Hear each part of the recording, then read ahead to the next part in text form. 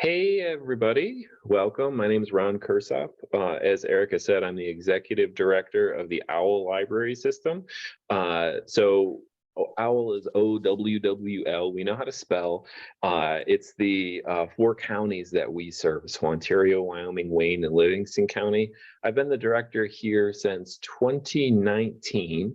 And before that, I was the assistant director. So I've been working with libraries and library boards regularly for the past 10-ish years. So when Sarah proposed the idea of talking about personalities a bit within libraries and library boards, I figured, why not? I can throw something together. I talk a lot about project management, trustee education, change management, conflict resolution. So all that kind of goes into this idea of navigating different personalities in library administration. So what I want to do today is I'm going to try to go through my slides relatively quickly because I want to get into the questions that were posed. Erica sent me some pre-submitted questions, and then you may also have some stuff that you want to talk about too. So I'm going to go ahead and run through my kind of prepared notes that I have, and then we'll get into answering some of your pressing questions that you want to talk about. So on our agenda today, I'm going to talk personality types, working with personalities, general tips, and then we'll get into your situation. So relatively quick. But before we get going, I want to mention that when we're talking about dealing with anybody, we do want to keep in mind that in libraries, because we deal with a broad section of people, debate, discussion, and disagreement is going to happen, and it's actually encouraged, particularly at the board level, because when you're talking about coming to some type of collective decision, talking about the issues, discussing the issues, and having disagreements on issues is totally fine. You don't want everybody to be in alignment all the time. Otherwise, I would question if everything is being discussed that should be discussed. So if you have a minor situation, it's okay to fall back on just thinking about the idea that talking things through, totally fine. What I want to get into first is different personality types. So when we're talking about personality types, usually it falls back on this idea of emotional intelligence. And I'm not an expert on emotional intelligence, but I have read quite a bit about it. That it said that when you're aging, usually when you get between the ages of 15 and 25, your IQ has kind of gotten to the level that it's going to be at. But when you're talking about your EQ or your emotional intelligence, that's something that can be learned, and it can grow. And basically what that is just how well you're able to handle the complex interactions with other people. And when we're talking about complex interactions, there's all kinds of different personalities that we're going to run into, and all kinds of different personality tests that have been developed over the years. And I'm going to go through a couple of them, not because I want you to go around and start testing everybody, because when you're looking at personality tests, it usually only impacts or is able to define a small portion of that person's general personality. But if you can sometimes, when you look at the scales that personality tests fall into, it's easier to kind of get an idea of, oh, this person's in this type of group. Here's a good way to work with them or communicate with them. The first one that I like to talk about a lot when I'm talking about conflict resolution is a personality structure called the Thomas Kilmann conflict mode instrument. And I think this one's pretty cool because it measures how assertive somebody is versus how cooperative they are. And it puts them into these 5 categories. And obviously, when we're looking at this, you want a high level of assertiveness with a high level of cooperativeness, and it gets you to this like collaborating point here. But when you think about individuals and how cooperative they are and how assertive they are, it can sometimes help you kind of put them in these buckets and think about how to deal with them. It can also help you understand kind of the negative relationships that can come out of people with different conflict styles dealing with things. So if you're in a, let's say, a board meeting, and you have an intense, very competitive, very assertive individual, and you have somebody who's very cooperative with a low level of assertiveness, what we run into is we have this individual who starts taking advantage of this individual that is accommodating. So you can look at this as, what are kind of the worst relationships that can happen, and usually it's like competing versus accommodating. Now you can kind of probably get an idea of where you would fall in this, but the thing is, when you're talking about conflict, a lot of it depends on what type of situation you are in. Because if I'm at home, I'm obviously going to be a different level of cooperativeness and assertive than I am when I'm at a board meeting. Also, it depends a lot on the people that we're working with too. I feel like I'm pretty collaborative in the boardroom, but when I'm dealing with my 6-year-old daughter, I'm usually down here as pretty unassertive and uncooperative. So it depends on the situations that you're in too. And my 6-year-old Clara, she's right here, high level of assertiveness and very unwilling to cooperate. So when you think about different people falling in these different groups, it can sometimes help you think about where they're falling. But I'll send you these slides after the presentation, so don't feel like you have to jot this chart down or anything. You'll be able to Google this and read about it a bit later. The other personality test that I really like to think about is the DOPE personality test. And this measures how outgoing or reserved, so how extroverted or introverted you are, versus how people-oriented and task-oriented you are. So how much you want to be around other people and working with them collaboratively versus where you are in terms of your tasks. And when you think about your team at the library, with this idea, like, who are the most outgoing people that you have? Are they very task oriented and pushing forward with things?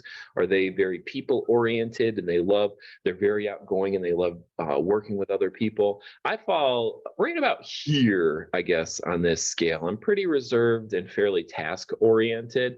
It's also beneficial because it makes me an owl, and I'm the director of the Owl Library System. So how lovely that works out. But when you're talking about where people fall, it's a good idea just to have a sense. And again, you're not going to clearly define people like, oh, this person's a peacock, and that's where this is where they always fall into play. It's going to change a little bit. But there's the idea that having these different personality types on your team are good. You want a collective mix of a lot of different people. If you type DOPE personality test into Google, you'll get descriptions of all these individuals, and you'll be able to go through and be like, oh yeah, this person is certainly a peacock. This is what they like to do. So it's just it's kind of a fun way to identify the different characteristics that are on your team, because a lot of times when you're working with personalities or you're dealing with different people, knowing how they communicate, knowing what their priorities are, knowing the best ways that they like to deliver communication will help you respond to them. Another one that I really like is the change style indicator. And this comes in a lot because we get the question that comes up. So I have this team member and they oftentimes have a really hard time with change. We implemented this new priority or this new service program or whatever, and they're very resistant to it. And usually those are the people that are falling on the conserver side of things. And usually when you're thinking about these sorts of people, they need a lot of convincing to bring new services and new programs forward. When you're talking about the pragmatists, they're usually like right in the middle. They're okay with some change, less okay with other change. And then you have your originators. These are the people that come into come into the office every morning. They have 6 new ideas that they want to implement. Again, the idea is that having all 3 on your team is really important, because if you had a group full of conservers, the library is going to become stagnant because everybody's not going to be willing to do any types of change. If you have a team full of originators, you're going to have a ton of ideas, but nobody to actually do the work. And if you have a room full of pragmatists, they're going to be so wishy-washy that they're not actually going to be able to keep things going or be able to add new changes to things.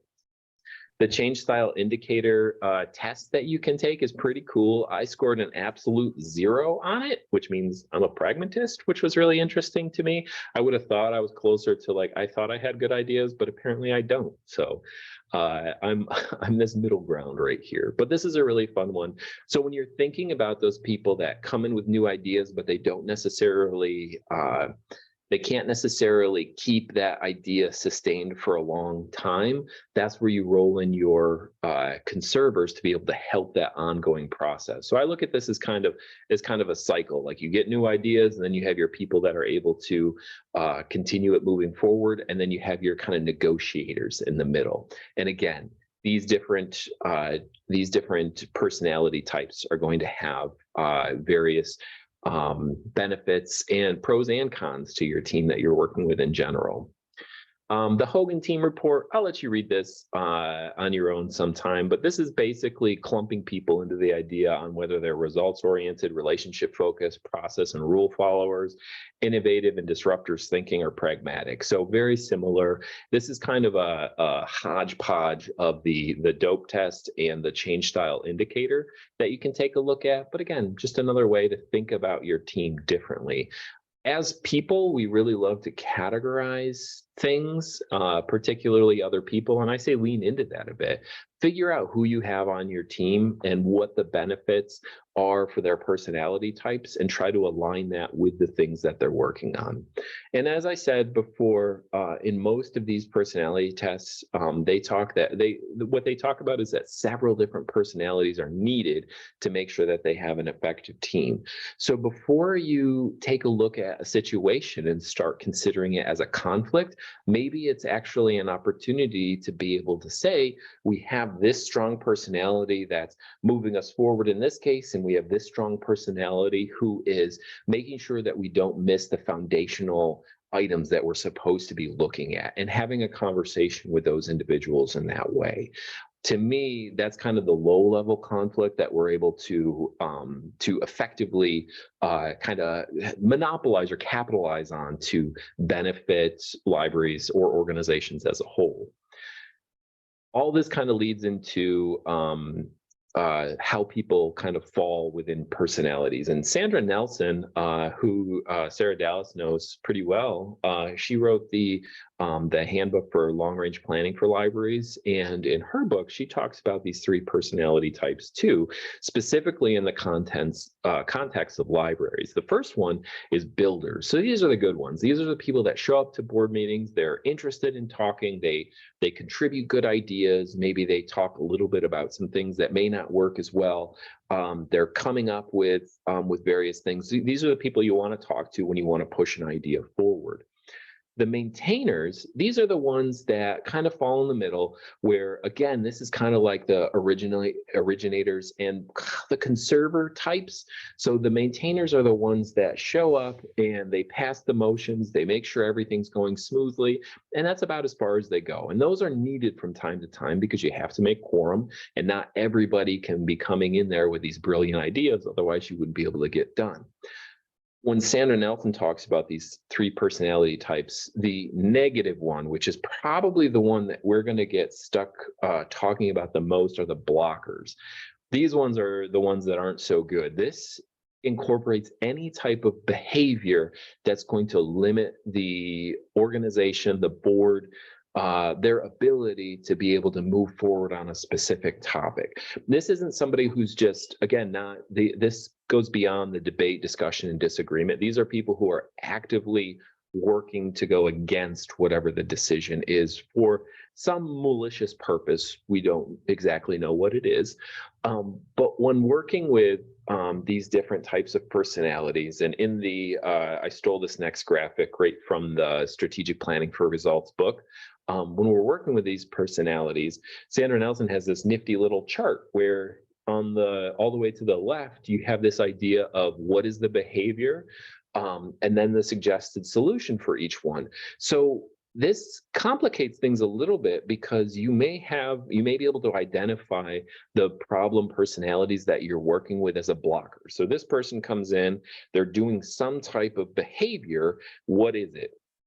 The complicated part of this is that not all behaviors can be treated with the same type of solution. And that's one of the hard things when you're working with different personality types is everybody's going to respond to things differently. And not only that, but you may not be equipped to respond in a way that's beneficial to this type of, to whatever the behavior is that's causing a problem. Usually the ones that I find happen a lot in the meetings that I usually attend to are the loudmouths. So these people must be the center of attention, and they talk constantly. They typically monopolize meetings and cause fairly significant problems because it's almost like the idea of like filibustering, that where people come in and they just talk and talk and talk, but at a board meeting, that's not really the best situation to have. The suggested solution that we have in this chart is that you acknowledge this individual when they begin to talk and let them have their say. And then if they continue to interrupt other people, remind them that they've had their opportunity to talk.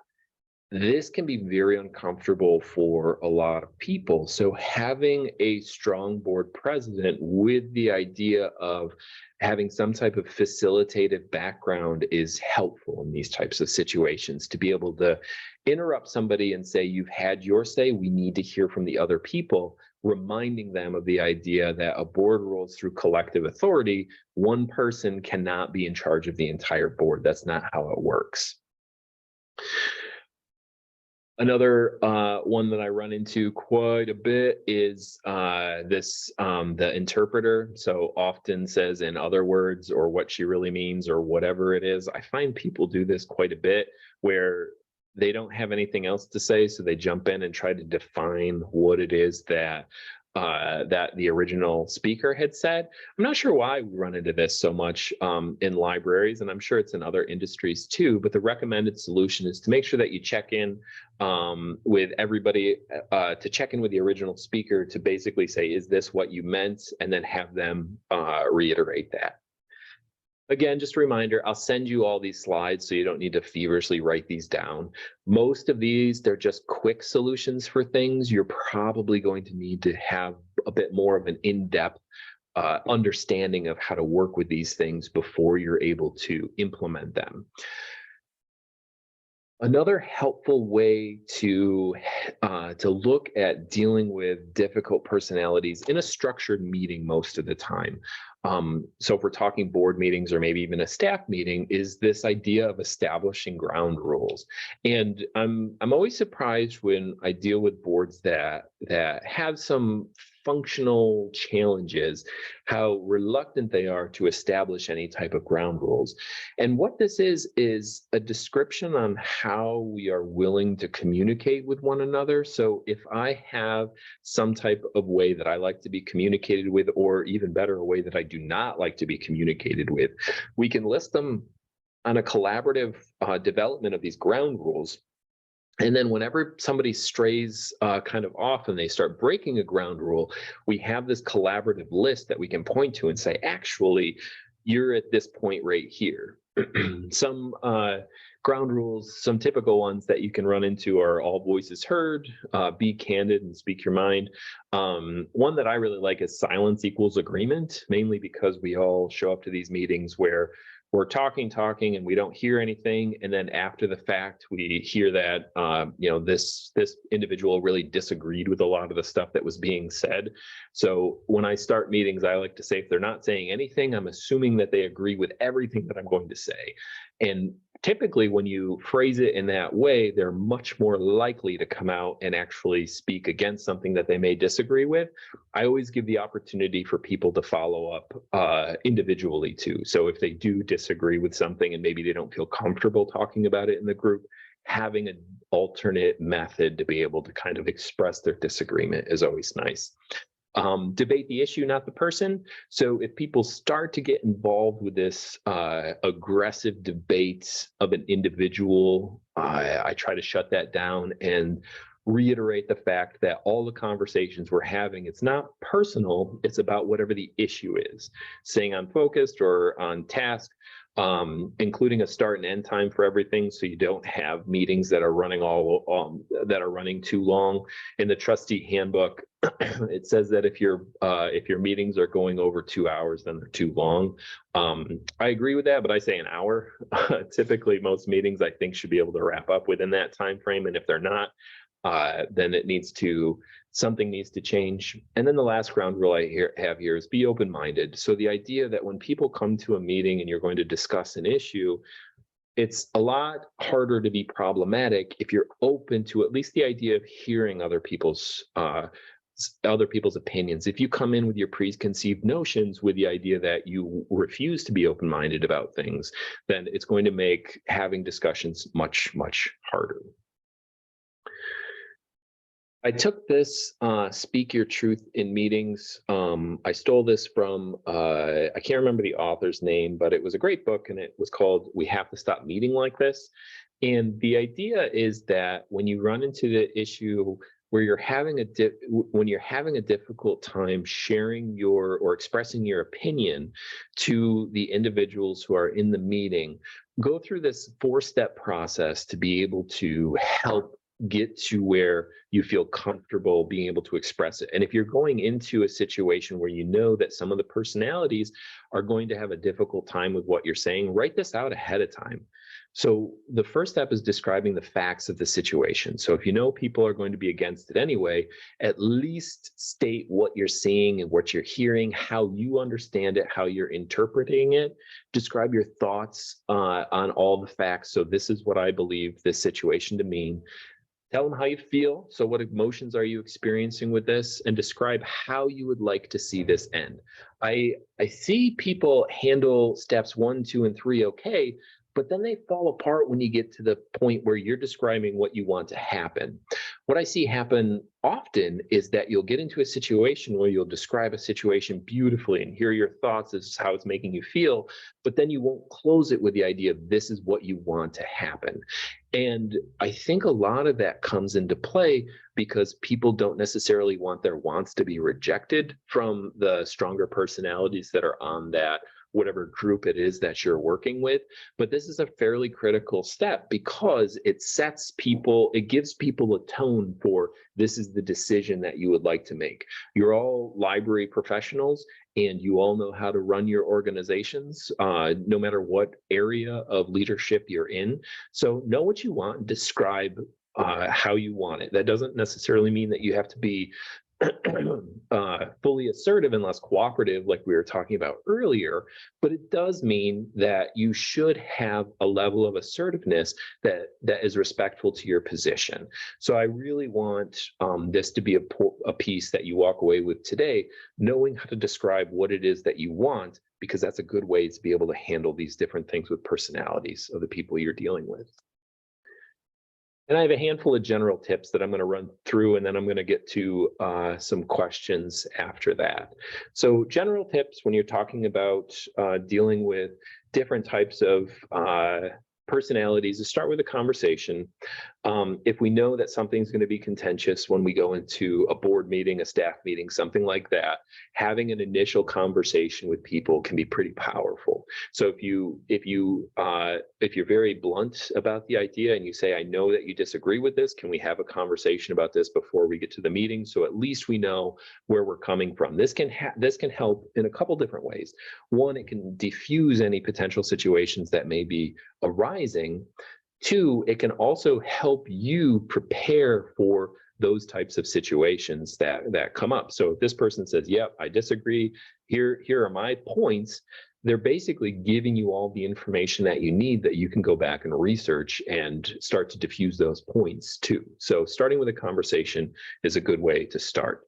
Remaining calm. I know this is difficult when you're dealing with any type of situation or dealing with any type of personality. If you are the calm one in the room, it can help diffuse a personality problem, or 2, people will always want to align with the person that does not seem ridiculous. So if you are the calm one in the situation explaining what's happening, it's going to help you out in a couple different ways.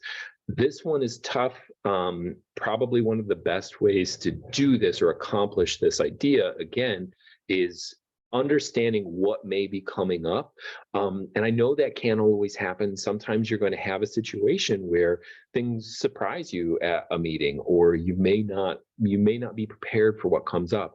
And that's okay. Take a breath, figure out what your feelings is, and maybe you start with that idea of speaking the truth to people. Describe what facts it is that they're saying, what your thoughts are and what your feelings are.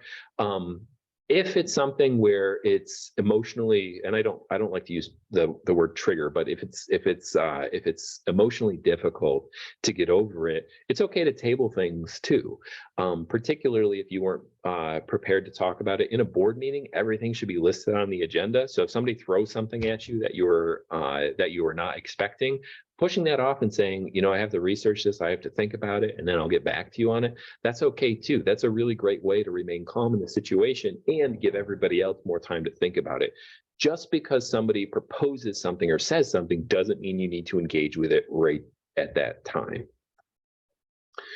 Discuss communication. So talking with your regular groups, this goes along with establishing ground rules. So talk about how you like to be communicated to and how you like to communicate. And that can help out a lot because it opens the conversation for how they like to communicate too. And maybe you'll realize that they're a very assertive, aggressive person, but they don't mean anything personally. That's just how they communicate. So what's a better way to have that type of communication for both of you, so you don't feel like one person is being accommodating while the other person is being aggressive? Let's have a conversation. You can say, this is how this communication style is making me feel. How can we fix this? So having a conversation with those difficult individuals. Another big one is remind them why they are there, because sometimes people don't know or they forget. So when you're talking about the individuals that are on a board, typically these people are elected, appointed, whatever, to be able to execute the responsibilities to support the library as best they can. And sometimes they forget that. Sometimes they think they're there representing some other stakeholder group, some other individual or whatever. Ultimately, everybody that's working with your library is there to support your library. And that's what they need to be understanding of. When they get there, whatever their personal opinions are, it doesn't necessarily matter, because if they're working on something that's against the library, that's outside of their duty of loyalty for being there. So having a bit of a reminder on why they exist or why they were appointed to this position initially is an important conversation to have. Stick to the facts. When you run into situations where somebody comes up to you and says, so and so, they said this, and I bet they meant this or whatever. Opinions, gossip, they don't necessarily help as much as facts do when you're dealing with a personality that may be controversial. If somebody behaves in a very specific way and you observed it, being able to say you observed this very specific way, this is when it happened, is going to be a lot easier than saying, well, so-and-so says that you make them feel like this. Well, I can't help how I make them feel. That's true. So sticking to the facts of any type of situation is always going to be better than defaulting to gossip and opinions, and making sure that you're on fact-finding missions if you're looking at dealing with individuals with hard personalities. Asking open-ended questions. So this helps out if maybe you're in a situation where people are no longer willing to communicate because perhaps there has been some type of argument or a communication trail is shut down for whatever reason. So being able to ask those open-ended questions are going to be able to help. And these are anything that are just not yes, no, or one-word answers. So being able to ask somebody, describe to me how you're feeling about this situation, things like that, just to get people kind of talking again. Talk to others. If you have an individual in your group who is very difficult to deal with and nobody else seems to be stepping up to help you out, don't just say, nobody's stepping up to help me out. Talk to a couple other people that you feel may have similar feelings as you do. It's oftentimes easier to deal with a problematic situation when you have more or less a coalition behind you to help you out with it. So if you have another trustee that's on your board that feels the exact same way, collecting those types of allies are going to be helpful, especially if it's a very strong personality that you're working with. This isn't saying that you're ganging up or anything like that, but if there's a problematic behavior and other people feel that it's problematic, having those open conversations and then being able to bring it to a meeting and expressing how you're feeling about it is going to be helpful. Stand your ground. Don't let other people push you around. This is mainly for you. Oftentimes when we're talking about emotional intelligence or working with other people, they say, you can't control other people, you can only control how you react to it. And that's true, it's very true. As a addition to that, just because you only can control yourself doesn't mean that you have to become the passive person to allow for this aggressive individual to alleviate the problems. If you know what you're doing is a benefit to the library and other people agree with you, stand your ground for it and make sure that you have your arguments prepared to be able to support whatever it is that your opinion is. Timing's everything. Pick the right time and environment. When somebody is intensely disagreeing at a board meeting and yelling about it, that's probably not the best time to have an intervening conversation. Usually that's when you want to pause everything, table whatever that is, and then pick a different time to have that conversation to diffuse whatever the situation is.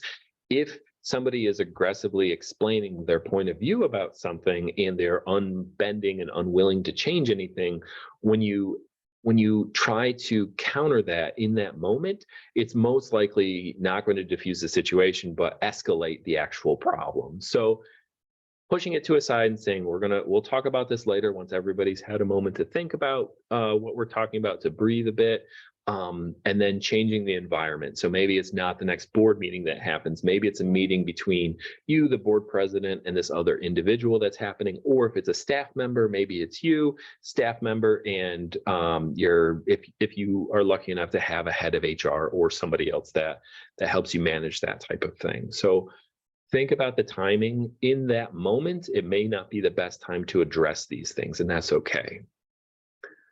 Always seek for clarity.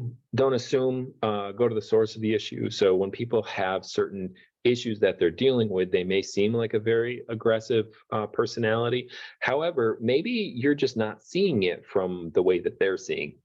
So asking those open-ended questions to try to figure out where are you coming from with this? How can we have an idea that we can come together on, or what's the clear understanding? And people don't always, especially when they're feeling emotional about something, they don't always explain things as clear as they need to. So losing the idea of assuming and going to the actual source of the issue and talking about, how does this actually work, so we can understand it together. Try to assume good intentions. I have a hard time with this because if somebody seems to say something that feels like a slight against me, I mean, I don't always respond to it very well. But my wife, Laura, she's really good at this. She just says, "Well, I assume that they're doing good things and that they mean well." And she's much more optimistic than I am, and I try to kind of take that on a bit, but even if you're dealing with somebody that's a bit complicated, they may still have good intentions ultimately for the organization. And if they don't, at least it can help you respond to things if you're assuming that they're trying to work in a beneficial way. And when you're in different types of situations, depending on the power structure, you always have the choice to demonstrate power or compassion. I always recommend demonstrating compassion whenever you possibly can, because even if you're the one that has the authority in it, considering all the situations that people have been through, particularly the past couple years, being compassionate about it is really important. And my last point is that some people just suck. You're going to be working with a whole slew of different people. You can implement as many different ways of working with different personalities is possible. Maybe you've been working with this person for years and it just can't happen. Maybe they just suck. Maybe they're just not fit for that position, for whatever it is. And that's okay too. They may see that they're at a disadvantage. If you go through everything to be able to figure out a better way to work with people and they're just unwilling to bend or support that, it may be time to start investigating a way on how can we end that relationship. And that's okay too. I wouldn't default to this idea as the first thing that you think about, but I will say that sometimes we run into this situation pretty hard. And being able to manage that is equally as important as trying to, or ending those relationships is equally as important as trying to make them work a bit better. Now, I flew through all that information mainly because I do want to get to some of your questions. Again, I'm going to send these slides out so people have them. Erica, I'll let you jump in. Did you want to end the recording so we can start talking?